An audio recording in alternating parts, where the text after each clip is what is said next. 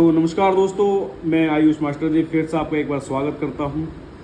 और आज हम पूरी मैथ्स का सबसे खूबसूरत चैप्टर पढ़ेंगे जिससे बच्चों को बेहद प्यार है, बिल्कुल इसके बगैर रह नहीं पाते हैं। इनके सपनों में भी ये चैप्टर आता है जिसका नाम है ट्रिग्नोमेट्री, हिंदी में त्रिकोणमिति।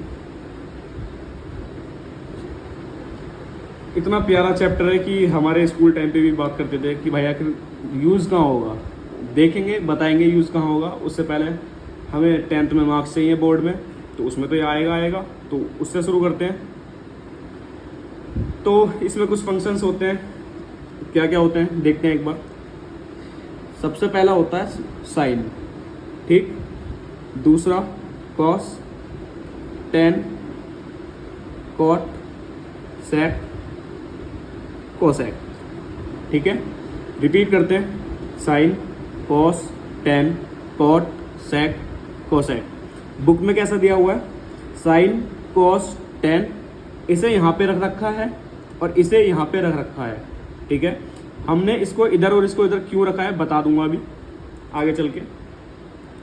ये क्या है, फंक्शंस हैं इसके, ठीक है। साइन, कॉस, टेन, कॉट, सेक, कोसेक। ये क्या है, ये थीटा है, थीटा, ठीक है। अब बहुत से बच्चे क्या पढ़ते हैं इसको, कोई थीटा बोलता है, कोई बीटा बोलता है। भाई इसको बोलने को तुम कुछ भी बोल लो, लेकिन इसका जो मीनिंग है वो थीटा ही रहता है। थीटा मीन्स कोई भी एक एंगल, ठीक है। कितने भी डिग्री का वो एंगल हो सकता है, इस चीज़ पे गौर फरमाना। इस थीटा का मतलब क्या होता है, यहाँ पर कोई भी एंगल हो सकता है, ठीक है। Sine theta, cos theta, tan theta, cot theta, sec theta और ये कोसेक थीटा। मैंने जैसा कि अभी बोला कि आगे आपको बता दिया जाएगा कि रीज़न क्या है इसको यहाँ और इसको यहाँ लिखने का। वो रीज़न ये है कि सिंपल सा क्या है, इसका उल्टा ये, इसका उल्टा ये और इसका उल्टा ये, ठीक है। अगर मैं इसको यहाँ पे रखता तो ये कुछ ऐसा हो जाता, ये कटपिट सा हो जाता, तो देखने में भी अजीब लगता और समझने में भी थोड़ी सी दिक्कत हो सकती थी। तो अब थोड़ा साफ साफ दिखाई दे रहा है। साइन का उल्टा कोसेक, तो कोसेक का उल्टा साइन, कॉस का उल्टा सेक, सेक का उल्टा कॉस, टेन का उल्टा कोट, कोट का उल्टा टेन, ठीक। तो आगे चलते हैं, एक बार देख लेते हैं इनको।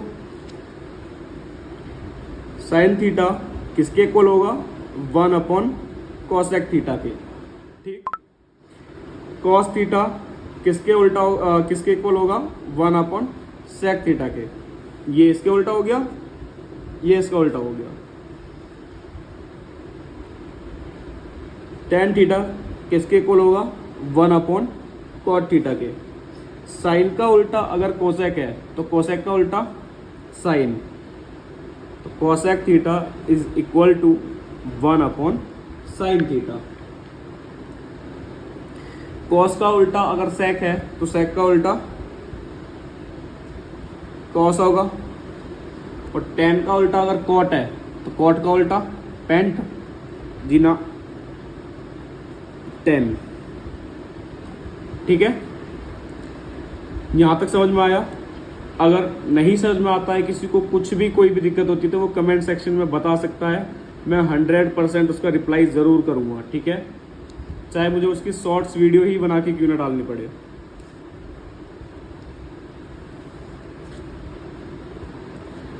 अब कुछ और चीज़ें देखते हैं हमें जो इस चैप्टर में यूज़ होंगी।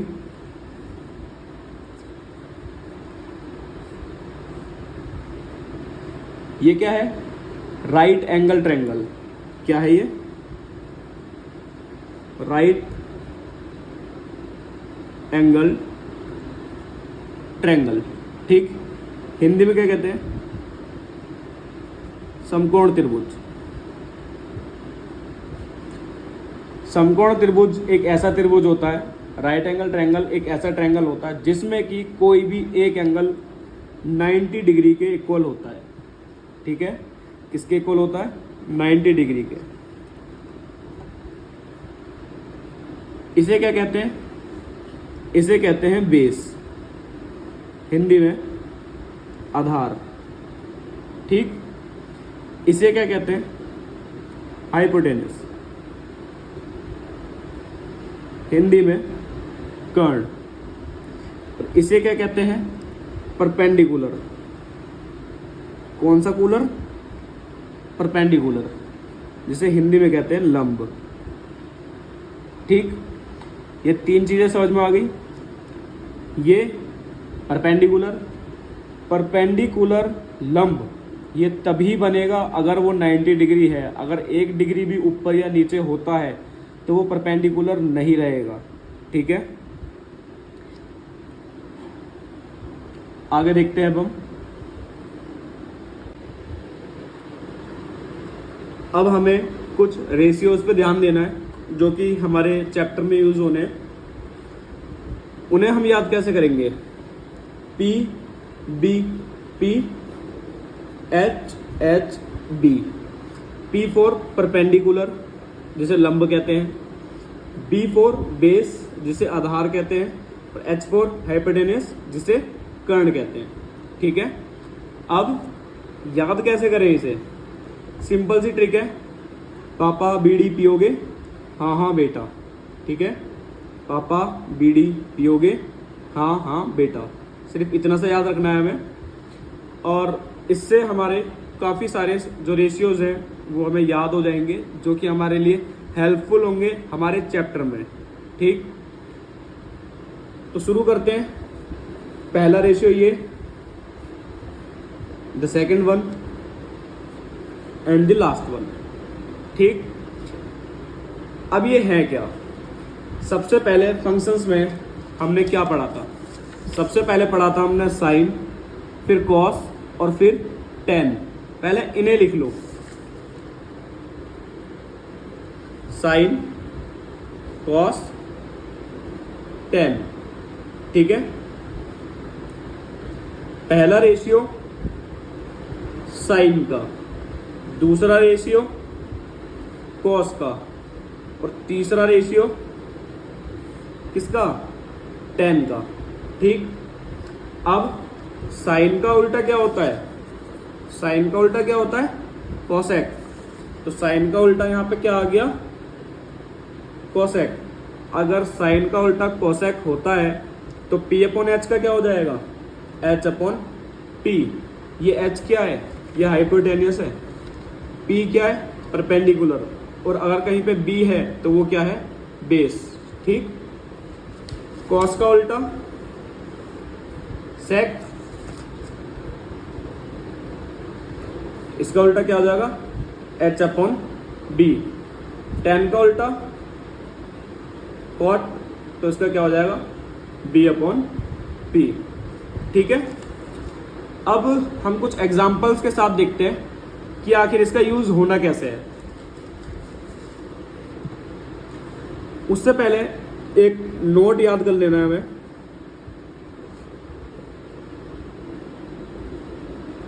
एंगल के सामने वाला परपेंडिकुलर होगा,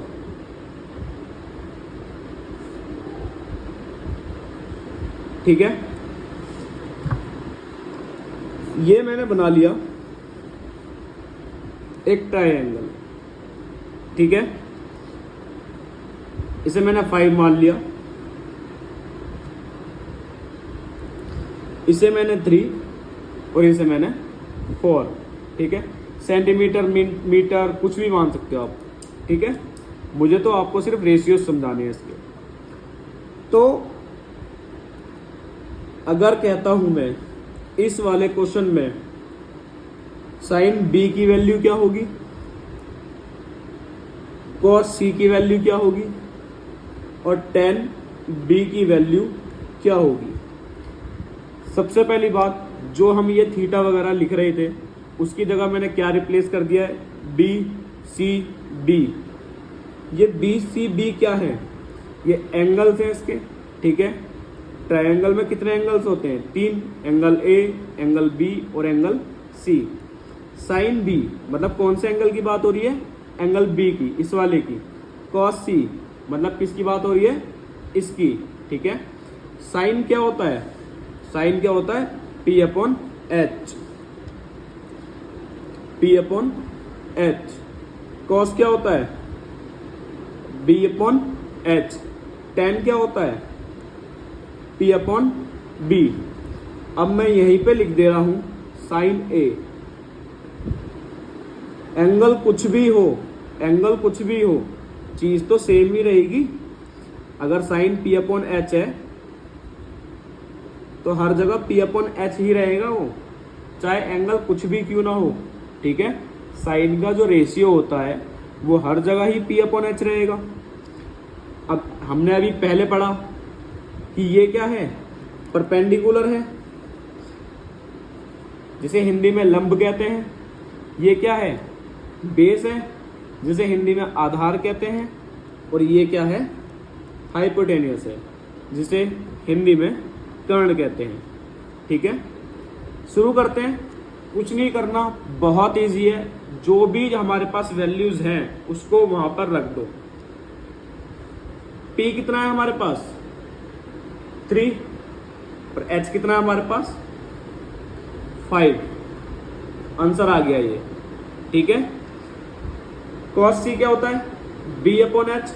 बस आपको ये रेशियोज पता होने चाहिए कि किसका क्या होता है। P कितना है हमारे पास? 4। H कितना है हमारे पास? 5। P कितना है हमारे पास? 3। और B कितना है? 4। ठीक है, अब P कितना है हमारे पास? 3। और H कितना है हमारे पास? 5। ठीक है, और ये हमारा आंसर सही है क्या? नहीं, ये आंसर हमारा गलत है। अब इस चीज पे फोकस करना है कि ये जो आंसर है हमारा गलत क्यों है। अभी मैंने ऊपर क्या लिखवाया था? एंगल के सामने वाला परपेंडिकुलर होगा। ध्यान देना जरा, जब एंगल बी की बात हो रही है, इसके सामने ये आ रहा है। ठीक है, तो इसका मतलब ये परपेंडिकुलर है, पर किस एंगल के लिए? एंगल बी के लिए। क्या इसके सामने ये आ रहा है? यस, एंगल सी के सामने भी ये ही आ रहा है। इसका मतलब ये इसके लिए भी परपेंडिकुलर है। ठीक है, लेकिन जब हम बात कर रहे हैं ए की, तो ए के सामने कौन आ रहा है? ये आ रहा है, तो इसका परपेंडिकुलर कौन होगा? 4 होगा। इसका परपेंडिकुलर कौन होगा? 4। क्यों? क्योंकि हमने अभी पढ़ा था एंगल के सामने वाला परपेंडिकुलर होगा। इसके लिए ये परपेंडिकुलर है, सी के सामने भी यही आ रहा है, इसलिए ये परपेंडिकुलर है। लेकिन एंगल ए के सामने ये आ रहा है, जिसकी वजह से ए एंगल के लिए परपेंडिकुलर कौन है? ये होगा। ये अपना फिक्स रहता है। हाइपोटेनियस अपनी ऐठ में टैट रहता है, वो चेंज नहीं होता। आपस में जो भी समझौता करेंगे वो ये दोनों करेंगे। अगर इसके सामने वाला ये परपेंडिकुलर हो चुका है तो बचा हुआ क्या हो जाएगा? बेस। क्यों? क्योंकि ये भाई साहब अड़े रहते हैं कि भाई मैं अपनी सीट किसी नहीं देने का, तो मैं अपनी जगह पे फिक्स रहूंगा, तुम आपस में समझौता कर लो, इधर उधर बैठो, मुझे कोई मतलब ना है। ठीक है जी, एक बार और देखते हैं। हम बात करते हैं tan A की। tan क्या होता है? P upon B. A angle के सामने वाला परपेंडिकुलर। परपेंडिकुलर कौन हो गया? 4। अगर ये परपेंडिकुलर है तो बेस कौन होगा? ये। तो कितना आएगा? 3। देखो, ये भी tan है, ये भी tan है, लेकिन सिर्फ किसका फर्क है? एंगल्स का, जिसकी वजह से हमारे आंसर्स भी अलग आ रहे हैं। अब भाई किसी का दिमाग ये तो नहीं चल रहा कि भाई बी के सामने तो ये भी आ रहा है, इसे परपेंडिकुलर मान लूं। भाई मैंने क्या बताया था? परपेंडिकुलर वही होगा जो 90 डिग्री का एंगल बनाएगा। 90 डिग्री का एंगल वही बनाएगा जो बिल्कुल स्ट्रेट होगा। ठीक, ये बाबूजी तो झुके हुए हैं, ये तो भाई लेटे हुए हैं, तो ये तो परपेंडिकुलर होगा नहीं। आई बात समझ में? फिर भी कोई डाउट हो कमेंट सेक्शन में बता सकते हो। एक बार और हम थोड़े से क्वेश्चंस देख लेते हैं जो हम एग्जाम्पल के तौर पर ले रहे हैं। ठीक है, उसके बाद हम एक्सरसाइज के क्वेश्चंस करने शुरू करेंगे। मैंने एक ट्रायंगल लिया है जिसमें P क्या माना है मैंने 5, ये 12 और ये 13। हमें इसकी वैल्यूज फाइंड आउट करनी है। सिंपल सा भाई, पापा बीडी पियोगे, हाँ हाँ बेटा। पहला साइन, फिर कॉस और फिर टेन। लिख लो P upon H, B upon H, P upon B। Ten का उल्टा कॉट, तो इसका भी उल्टा हो जाएगा। कॉस का उल्टा सेक, तो इसका भी उल्टा हो जाएगा। साइन का उल्टा कोसेक, तो इसका भी उल्टा हो जाएगा। मैंने क्या बताया था कि आसान तो बहुत है, बस सिर्फ एक चीज का ध्यान रखते हुए चलना है कि एंगल कहाँ पे बन रहा है। लेकिन हमारे ये बाबूजी जो है हाइपोटेनस वाले, इनको एंगल से भी फर्क नहीं पड़ता, ये अपना फिक्स रहते हैं। तो जहां जहां पर H है वहां पे उसकी वैल्यू पुट कर दो। ये 13 हो जाएगा, ये भी 13 और ये भी 13 और ये भी 13 हो जाएगा। ठीक है, अब एक बार देखते हैं एंगल कहाँ पे बन रहा है। एंगल कहाँ बन रहा है? P पे। P बोले तो ये, तो इसके सामने वाला परपेंडिकुलर होगा तो कौन होगा? 12। तो यहां कितना आ जाएगा? 12। ठीक, अब एंगल किस पे बन रहा है? Q पे, यहां पे। तो इसके सामने तो यही आ रहा है, तो एंगल कहां पे बना? यहां पे। इसके सामने ये आ रहा है, तो ये क्या हो जाएगा? परपेंडिकुलर। अगर ये परपेंडिकुलर है तो ये क्या बच जाएगा? बेस। ठीक है, एंगल कहां पे बन रहा है? R पे। एंगल के सामने वाला परपेंडिकुलर, इसका मतलब कितना आ गया हमारे पास? 5। अगर ये परपेंडिकुलर है तो ये क्या बचेगा? बेस। अब एक बात बताओ, tan का उल्टा cot, 5/12 का क्या मैं 12/5 लिख दूं? नहीं लिख सकता। क्यों? क्योंकि देखो एंगल अलग है। अगर एंगल सेम होते तो हाँ हम उल्टा करके लिख देते, पर क्योंकि एंगल अलग हैं इसलिए हमें करना ही पड़ेगा। एंगल कहाँ पे बन रहा है? P पे। एंगल के सामने वाला परपेंडिकुलर, तो बचा हुआ बेस आ गया। ठीक है, एंगल कहाँ बन रहा है? ये थीटा नहीं है, ये Q वाला एंगल है। एंगल कहाँ बन रहा है? Q पे। Q के सामने परपेंडिकुलर, एंगल के सामने वाला परपेंडिकुलर। अगर ये परपेंडिकुलर है तो बचा हुआ बेस।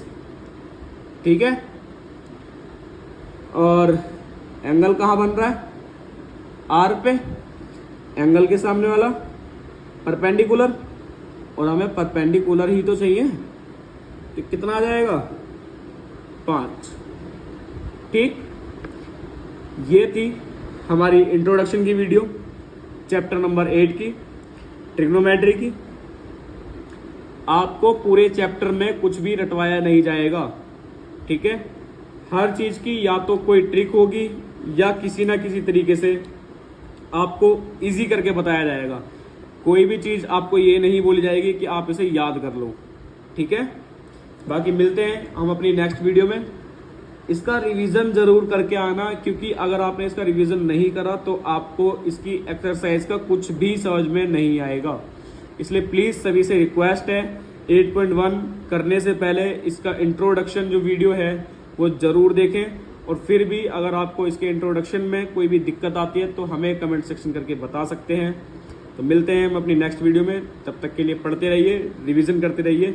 और भाई बिल्कुल भी प्रेशराइज होने की ज़रूरत नहीं है, इतनी लोड लेने की ज़रूरत नहीं है, बहुत आसान है, मैं हूँ साथ, करवा दूंगा, टेंशन लेने की कोई बात नहीं है। ठीक, धन्यवाद, मिलते हैं नेक्स्ट वीडियो में।